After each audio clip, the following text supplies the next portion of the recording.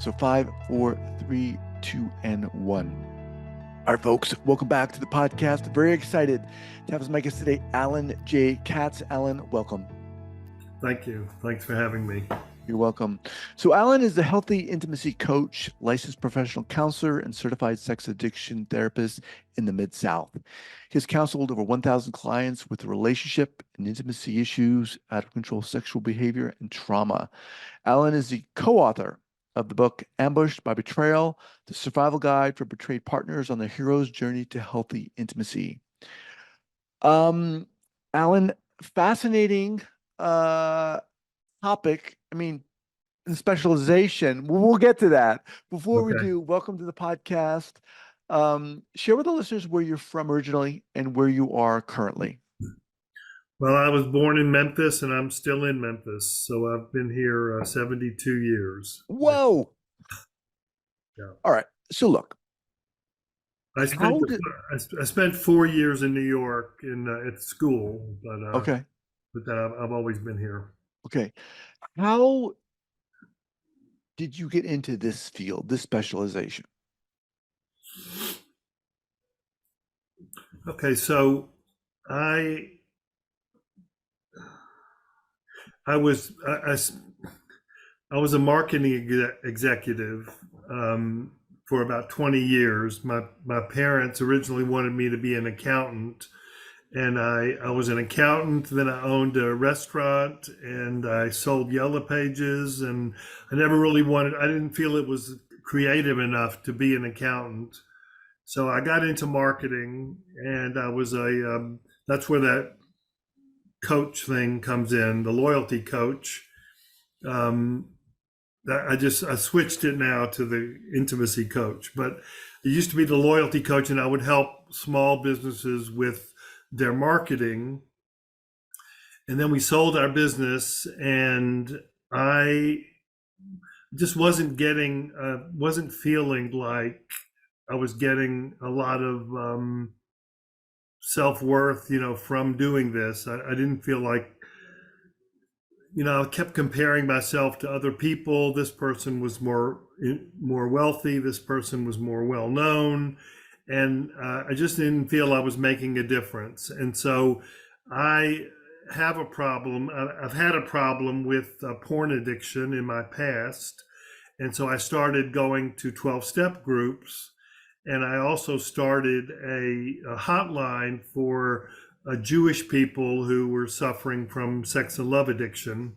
There's a website called guardyoureyes.com, and I started a hotline for them about 12 years ago. And I started the first online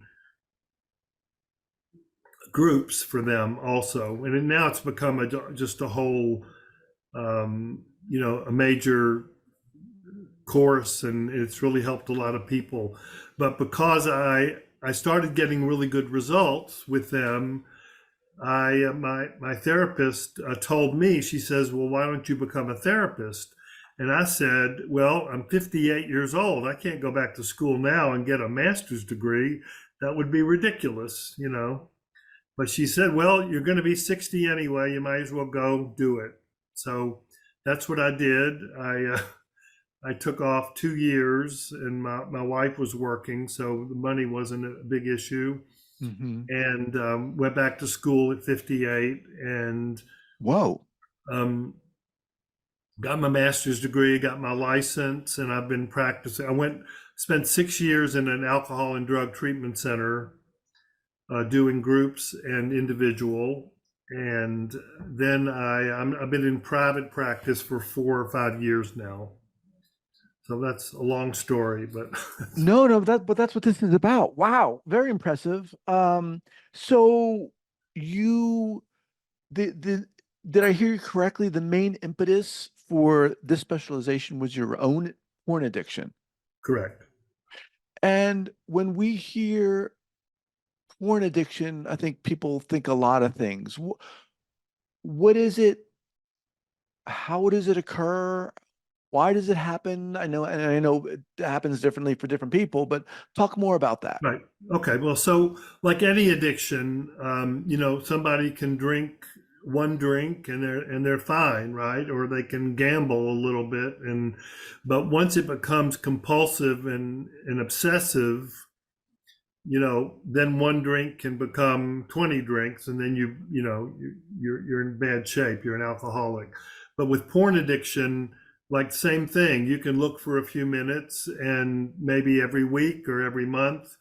But when it becomes obsessive, where you're spending hours and hours online or talking and chatting with people or videos and things like that, then it becomes obsessive. I mean, it's the pornographers know very well that it's very addictive, and so that's why they have so many varieties of different forms of pornography, different shapes, different sizes, different ethnic things. I don't want to get into all the details, but so they know how to keep you on there for longer and longer, and the longer you stay on there, you start to develop certain chemicals in your brain where you almost feel numb, Hmm. and you don't think about eating, you don't think about sleeping. You're in there, you're addicted, and it's very hard to get out of that.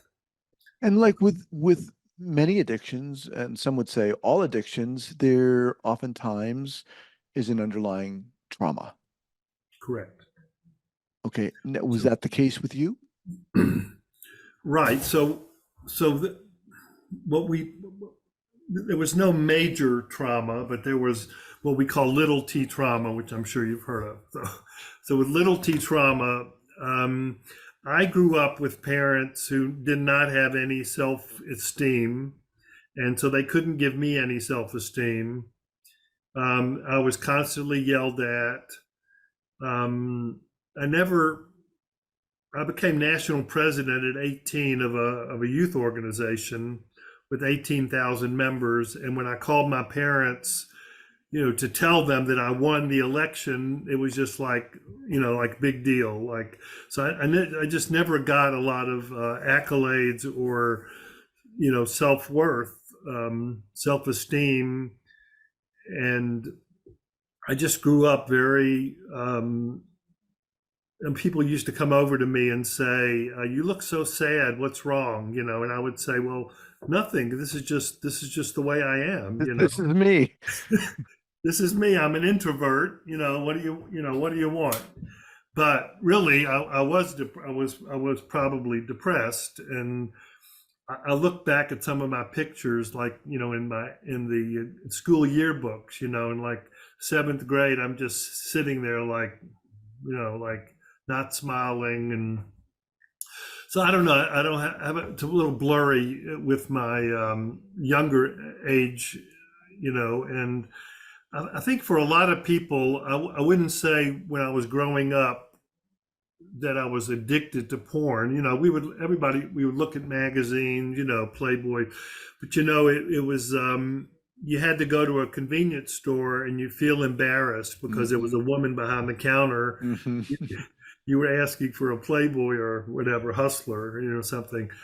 But now with the internet, I think a lot of people that were not addicted have become addicted because Right. it's so addictive. Just the movement and the color and the sound and all that video together just makes it a lot more intense. How did you begin to seek out healing for this? Well, so I was in, where was I? I was in Las Vegas once and when I was in the marketing business, I was doing a trade show. Are And, you married at this time? oh, yeah, I've been Okay. married 51 years to the Okay. same person. Um, so I was already going to 12-step groups, but I went to Las Vegas for this trade show, and I wasn't doing really well. I wasn't doing well at all. Like people weren't buying anything. They weren't coming over to my booth, and it just and I found myself going out to like strip clubs, and that was the main thing. But I realized after that that this was crazy. Like there's Mm. really something wrong, and I have to get some more a higher level of care. Let's put it that way. And so when I went back to my 12-step group when I got home, I asked someone, "Do you know a CSAT? Do you know someone who really is into this?" Because my therapist before was not certified in sex addiction. So they told me about this woman in Memphis who basically saved my life, and Wow. she was the one that told me that you have to go to a. I went to a 7-day intensive in Nashville, and I went to all kinds. I went to 2 years of group therapy every Monday morning from 10 to 12, doing experiential Hmm. psychodrama, things like that. And that really, I joke around and say that I did more in those 2 years, mental health, than I did in 25 years of talk therapy. Now, And so, if I may, thank you for sure. sharing this, by the way. And I realize, we don't have all the time in the world, and these are difficult questions to synthesize. But could you talk a little bit about why that treatment was so uh, earth-shattering for you? Why was it so helpful? What about it? Okay, so and it's very very apropos for trauma treatment also, by the way, since you know the reason psychodrama is so amazing to me is that instead of telling you what my problem is, I show you what my problem is. Hmm. Instead of telling you that dad or mom did this to me, I show you what they did. And so if I'm in a group, for example, and I'm upset with my mother or father, I'm going to have somebody in the group playing mom or dad, Right. and I'm going to say what I may not have been able to say to them to their face directly, or they've passed away, and I'm still holding on to grudges. I'm still holding on to resentments. And so, after about 2 minutes of doing this, that person who is not your mom or dad starts to feel like your mom and dad. It's just, I can't. It's hard to explain why that happens, but it becomes very real very quickly, and you're able to literally take the stuff, the trauma that you've been storing in your brain because you haven't been able to say it. It's all of a sudden now it's coming out, and literally it's leaving your body so you can start to heal. And so, or even something as simple as, so we used to do this every Monday morning, but something as simple as, I'm afraid that if people touch me, or I'm afraid of getting too close. And so all the people in the group, you lay down on the floor, and all the people in the group were ask you where they can touch you appropriately. and Hmm. and all of a sudden you've got all these people just touching you, and you feel like just calm again. Hmm. It affects your body. You feel like like if you were being hugged by 6 people or something. Hmm. So there's a lot of different ways. And then there's this thing called role reversal, which is, now that I've talked to dad, I'm gonna turn around, and I'm gonna be dad and answer me. Hmm. That makes sense. Yeah, yeah, yeah. We've So had a lot of episodes on here about psychodrama. It's okay. really fascinating. Um, wow. So So, I was able to find my voice, basically, is what it was. I never thought, I was not very assertive at all. And so working on my assertiveness was something that I needed psychodrama for, to be able to have a voice and be able to express myself. And so even as a therapist now, that was one of my original struggles, was to be able to be more assertive in session with a client, telling a client that he's that he's full of it, or that's not right, to do that or something.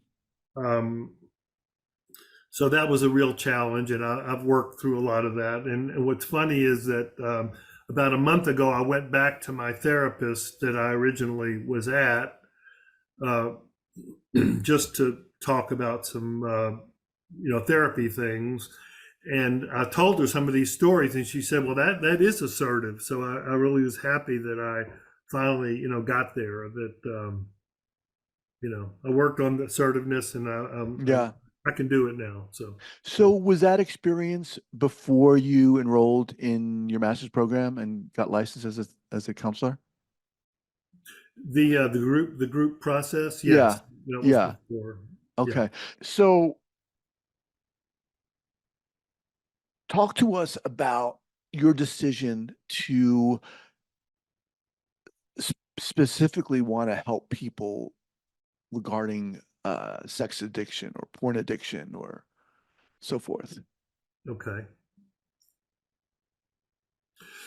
It was because it was the first time in my life that I felt a sense of purpose and a sense of I'm making a difference finally in somebody's life instead of trying to work on myself. But that gave me just a sense of purpose, Hmm. and what's really interesting about it is that I always had these negative voices, negative beliefs, irrational beliefs coming in to my own self when I was in marketing, always questioning myself, because it's difficult, because people, advertisers expect a certain amount of uh, results, and if you don't give them those results, Right. you're not there.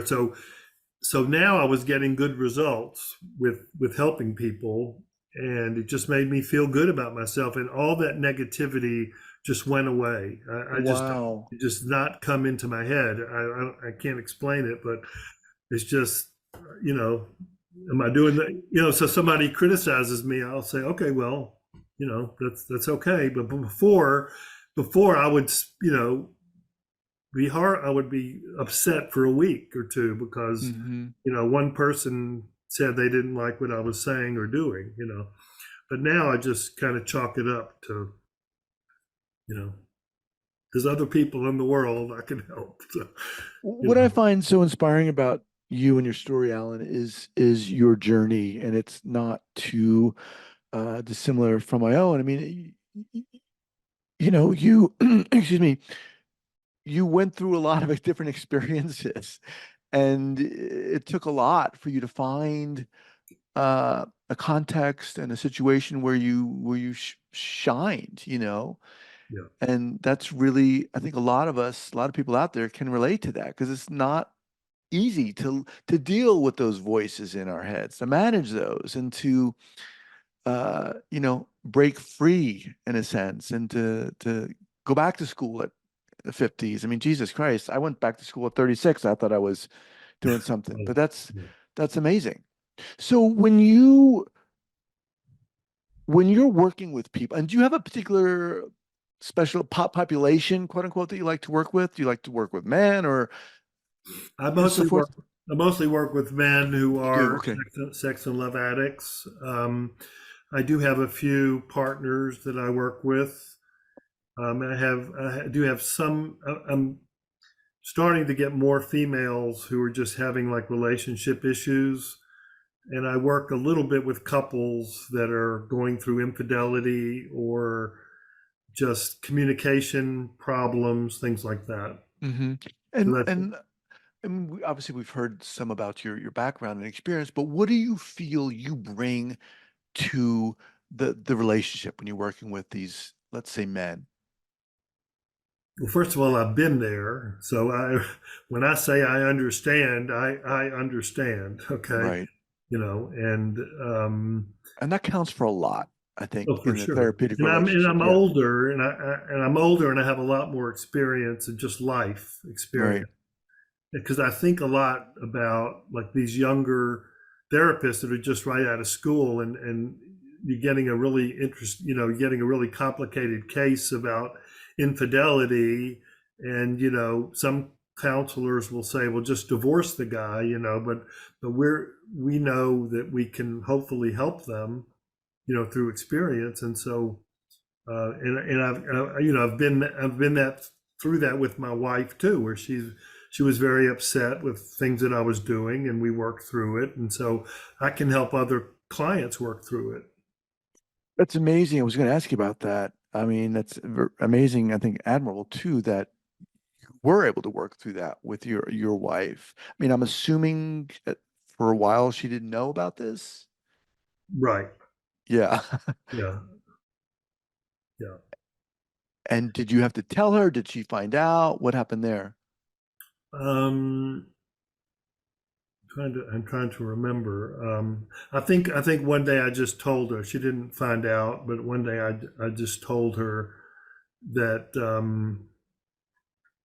because I had to go to that meeting on a Tuesday night. I had to go to the first SLAA meeting on Tuesday night. I had to tell her where I was going.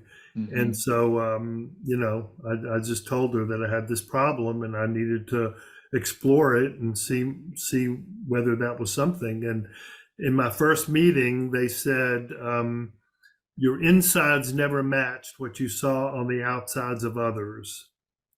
And when I heard that line, I said, this is for me.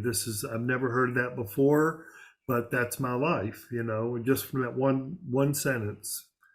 So, Your insides never matched what you saw on the outsides of others. In other words, I'm always comparing myself to somebody outside of me. If they're right. better, they're wealthier, they're happier, whatever. And that's what it was. Hmm. I From think a many lot of years. us can relate to that. So let's talk about the book, Ambushed by Betrayal, the survival guide for betrayed partners on their hero's journey to healthy intimacy. Um, w- Talk to us about the book. Who's it for? Why'd you write it? Okay, so I wrote it with a woman named Michelle Saphir, who's a marriage and family therapist and also a CSAT. And she knew that I'd written some other books, so she asked me to co-write this book with her. And so I gave more of the addict side of this, and she gave more of the partner side. So basically, this book is for partners of sex and love addicts or porn addicts who want to go, who want to make things right, who Mhm. want to understand what's happening to them, that this is normal. What's happening to them is normal because they've been betrayed. It's betrayal trauma, is what it is. They've been betrayed, and we have a specific process that we work them through to get all the way to forgiveness and then to self actualization. So Um, the spouse who's been betrayed has gone through a trauma correct. themselves, Yeah, right? betrayal. But it's a betrayal trauma, is what we call it. Yeah. Yeah. And so, Just go ahead. no, go ahead. Go ahead. Okay. So briefly, how do you approach that treatment? What does that look like? Well, basically, it's it's a lot of questions, but it's allowing the spouse to write down her feelings, because a lot of us, we intellectualize what we're feeling, but we don't talk about it or we don't write it down. And when you write it down, it becomes very real. And so if you can get out your own story, or your, as the betrayed partner, you can get out your feelings and emotions. So we interviewed hundreds of betrayed partners, and we got their quotes, which are, a lot of Oh, them are in wow. the book, and we found out what they were feeling. And so we crafted questions in the workbook toward dealing with some of those emotions, so that other women would realize, women or men would realize that, this is normal for you to feel this way, but then now there's a path to get out of that. With um with porn addiction and sex addiction, Um, is it, and I guess, again, I'm sure it's different for a lot of people, but is it mostly about the sex or is it about something else? Great question. So Yeah. it's not about sex. It sounds strange to say, but it's more. It's what it is about power. It's about Power. the need power, the need to control. So think about it. If a guy is looking at porn, right? He has the power finally to say, I don't want to look at this one now. I'm going to switch to this video, or I'm going to do something else, or I'm going to pay somebody for sex online or offline. And I have the power to tell that person what I want them to do, right? Finally, I have the power and control that I did not have growing up because I was Mhm. abandoned or neglected or just never got affirmations from someone else, and so that's what I'm craving, and so now I've got the opportunity to do that. So that's what it's about. It's also about shame, the shame cycle. The addict doesn't know, once they feel shame of acting out, they feel shame and guilt. The only Mhm. way they know to get rid of the shame and guilt is to do it again. And so it becomes a vicious cycle over and over again. So shame is the motivator or the cycle engine, so to speak. Wow. So yeah. Allan, again, the book is called Ambushed by Betrayal, the survival guide for betrayed partners on their hero's journey to healthy intimacy. We'll have that linked up here at the show notes page at the traumatherapistpodcast.com. Allan, how can people learn more about you, perhaps get the book as well? What's the best way? Well, they can get my website is allanjkatz.com. It's ALLANJKATZ.com. Okay. And I also have a section in there on my website called Creative Tools for Therapists. So these are tools that trauma therapists can use to help their clients experientially with exercises. And also, if they ever think about doing an intensive or something, there's a very comprehensive 3-day intensive program Oh, that I offer there if they're okay. interested in such a thing. But Okay. that's how you can get in touch with me. Do you want me to give the phone number, or is that No, I think that's sufficient okay? here. And again, I'll have the both those links, your website and the tools, up here at the show notes page. Allan, wow, thank you for just being open and vulnerable and sharing your experience. I mean, this is an intense topic, definitely, but you are one inspiring individual. I appreciate you being on here. Well, thank you. I All right, appreciate man. All right, take care. it. All right. Thank you.